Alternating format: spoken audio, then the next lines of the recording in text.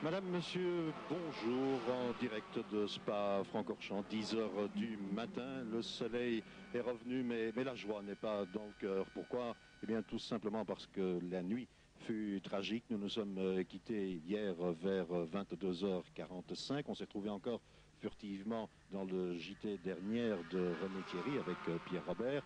Et puis, après avoir rendu l'antenne, on s'est tous dirigés pour voir un peu la course de plus près, et vers minuit 15, c'était le drame, Christian. Oui, en effet, c'était le drame avec une voiture au sommet du Raidillon, pilotée par Guy Renard, un jeune homme de Malmedy. Guy Renard, donc, qui a tapé les rails à gauche et à droite. La voiture a été percutée par deux autres et c'était l'incendie. Oui, la caméra était présente immédiatement après cet incident. Et voilà les images recueillies. Aussi un premier témoignage au micro de Pierre Robert, les commissaires présents bien sûr.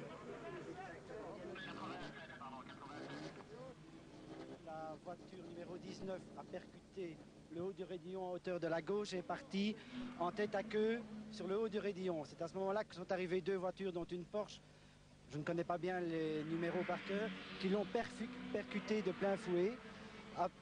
De ce fait-là, la voiture a pris feu et nous sommes intervenus avec les moyens du bord, c'est-à-dire extincteur de 9 kg et le 50 kg.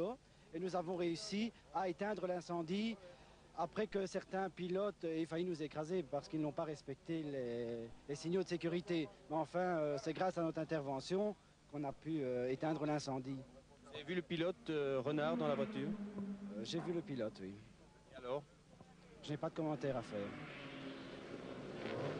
Non, effectivement, pas de commentaire à faire à ce moment-là, mais dans le ton, Christian Lahaye, on a compris tout de suite que c'était grave. D'ailleurs, ce qui ne s'est jamais produit, on a tout arrêté, toutes les voitures se sont retrouvées derrière une PScar, mais à l'arrêt, et on a même demandé d'arrêter les moteurs. La course a été neutralisée pendant plus d'1h20.